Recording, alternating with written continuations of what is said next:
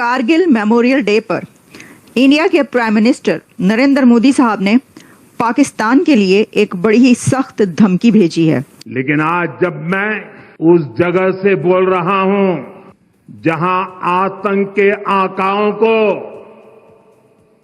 मेरी आवाज सीधे सुनाई पड़ रही है, मैं आतंकवाद के इन सरपरस्तों को कहना चाहता हूं कि उनके नापाक मंसूबे कभी कामयाब नहीं होंगे। 25 साल गुजर चुके हैं। 25 इयर्स के बाद भारत तो अभी तक जो है वो उसकी जश्न मनाते हैं, उसकी कामयाबी का कुछ ना कुछ सेलिब्रेट करते हैं। और आज 25 साल के बाद आपको लगता है कि किसी को कोई एहसास हुआ है कि हमने क्या गलती हमसे हो गई थी? ये जनरल मुशर्रफ का पाकिस्तान का एक बिगेस्ट ब्लंडर था, कारगिल वॉर। भारत इस दिन अपनी जीत मनाता है और जो उसने विक्ट्री हासिल की इस जंग में उसके ऊपर वो दिन मनाते हुए मोदी साहब ने जो कहा है, कारगिल वॉर मेरे ख्याल वाहिद हिंदुस्तान पाकिस्तान के दरमियान वो जंग है जिसको पाकिस्तानी बी ब्लंडर कहते हैं। काफी ज्यादा पाकिस्तानी ऐसे हैं जो समझते हैं कि कारगिल वॉर जो पाकिस्तान की तरफ से एक ब्लंडर था। ये एक डिप्लोमेटिक और एक मिलिट्री डिजास्टर था। हम लाते हैं टॉक शोज और अनलिमिटेड एंटरटेनमेंट सिर्फ YouTube पर। अगर आपने अभी तक हमारा चैनल सब्सक्राइब नहीं किया तो अभी सब्सक्राइब करें और बेल आइकॉन को क्लिक करके हमारी लेटेस्ट वीडियोस के बारे में अपडेट जानें। आप कैसे देखते हैं कारगिल वॉर को? पाकिस्तान ने क्या खोया या क्या पाया? कोई फायदा हुआ या निरा नुकसान ही हुआ हमें? तो अब बात यह है कि आपने तो तमाशा बना दिया ना, आपने पूरी कौम का तमाशा बना दिया। और उस तरफ जो पॉलिटिकल गवर्नमेंट है वो इंडिया के साथ एक रैप्रोशमा कर रही है, इंडिया के साथ वो ताल्लुकात बेहतर बनाने की लाहौर डिक्लेरेशन हो चुका है और उसमें ये चीज शामिल है कि जी हम सारे जो तस्फिया तलब मामलात हैं उन पे हम नेगोशिएशन करेंगे और उसमें कश्मीर भी शामिल था और आपने वो पूरा प्रोसेस सैबोटाज कर दिया। उनका कहना ये था कि Pakistan has failed in all it's nefarious attempts in the past, लेकिन पाकिस्तान ने तारीख से सबक हासिल नहीं किया। मोदी साहब का कहना था कि पाकिस्तान ने हिस्ट्री से कोई लेसन लर्न नहीं किया और अभी तक वही हरकतें जारी हैं। उन्होंने एक तरीके से ये कह दिया है कि अब करके दिखाओ। मोदी साहब की जो स्पीच का जो क्रक्स मुझे पता चला है वो ये है कि उन्होंने कहा कि हुन करके दिखाओ, अब करके दिखाओ, आप बताते हैं तुम्हें। और साथ में उनका कहना था कि Pakistan has not learn anything from its history, it is trying to keep itself relevant with the help of terrorism and proxy war. और फिर उन्होंने कहा कि today I am speaking from a place where the masters of terror can hear my voice directly. I want to tell this patrons of terrorism that their nefarious intentions will never succeed.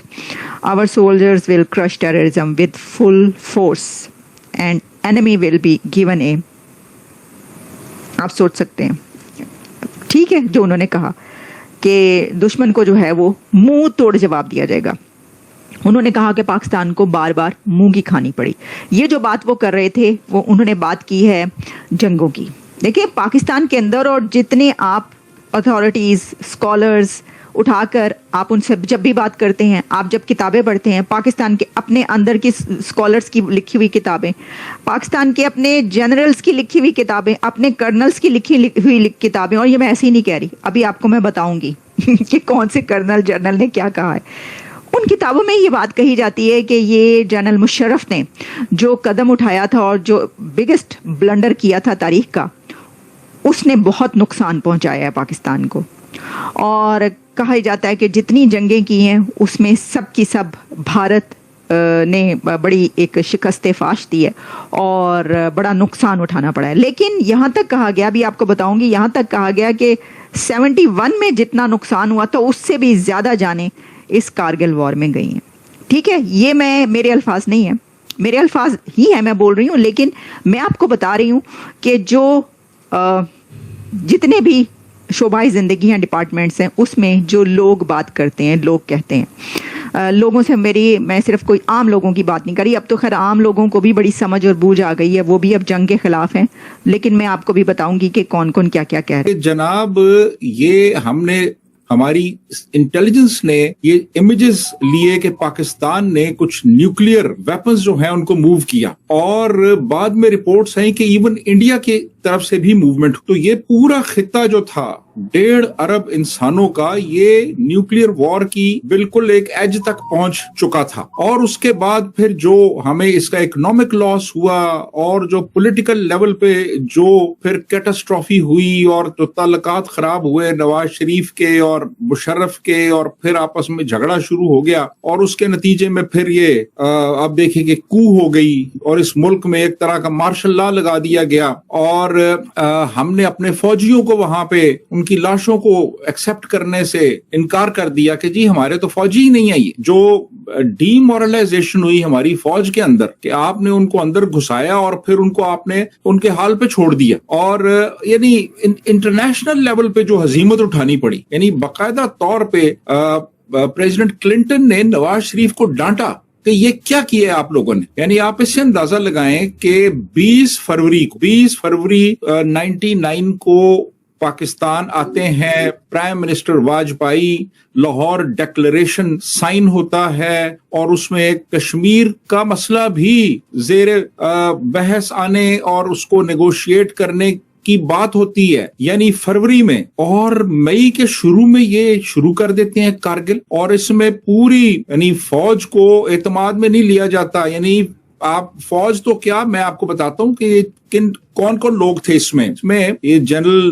Javed حسن تھا جو commander FCNA تھا, جو ہمارا ایک پورا division ہے northern areas میں, اس کا کمانڈر تھا. اس کے بعد پھر چیف آف جنرل سٹاف تھا جنرل عزیز. اس کے بعد جنرل محمود تھا, لیفٹیننٹ جنرل محمود, جو کہ کمانڈر 10 کور تھا. اور اس کے بعد مشرف. یعنی یہ 4 لوگ تھے. ایون جو DGMO تھا, یعنی جس کی کمانڈ جو پوری فوج کی جتنی بھی آپریشنل پلاننگ اور جو آپریشنز ہوتے ہیں ان کا انچارج ہوتا ہے, بھی بعد میں جا کے پتا چلا توقیر ضیاء کو. اور یہ 4 لوگ تھے. آرمی چیف نے ایون نیول چیف کو, ایئر چیف کو اعتماد میں نہیں لیا, اور مشرف بعد میں کہتا رہا کہ جناب بات یہ ہے کہ دیکھیں جی میں نے تو نواز شریف کو بتایا تھا. اب یہ جھوٹ بول رہا تھا, یہ جھوٹا آدمی تھا, اس نے بالکل کچھ نہیں کسی کو بتایا تھا. یہ فوج کے اندر کور کمانڈرز کو نہیں پتا تھا, سوائے 10 کور کا جو کمانڈر ہے یہاں پنڈی میں بیٹھتا ہے جس کے انڈر وہ FCN ہے, اس کو پتا تھا. اس کے علاوہ تو باقی کور کمانڈرز کو بھی نہیں پتا تھا. اور اس کا نتیجہ کیا نکلا پھر, یعنی بعد میں الزام لگاتا رہا نواز شریف کے اوپر کہ جی نواز شریف کو تو بتایا تھا. نواز شریف کو یار کیا بتایا تھا تم نے؟ نواز شریف, اور میں ذاتی طور پہ سمجھتا ہوں کہ ہمارے جو پولیٹیکل لیڈرشپ ہے نا, اس کو بھی زیادہ انلائٹنڈ ہونا چاہیے فوجی آپریشنز کے بارے میں, اور زیادہ پرو ایکٹیولی ان سے پوچھنا چاہیے کہ یہ آپ کیا کر رہے ہیں, یہ آپ ہمیں بتائیں, ایکسپلین کریں. تو وہ کہہ رہے ہیں کہ اب یہاں سے کیسے اب پوسٹیں گرنا شروع ہو گئی, اتنا مشکل حالات ہو گئے, تو کیا کریں. تو انہوں نے کہا کہ اب یہ کہ کہیں اور لگا دو آگ, تاکہ ادھر سے ہٹا کے ان کو دوسری طرف بھیجنا پڑے.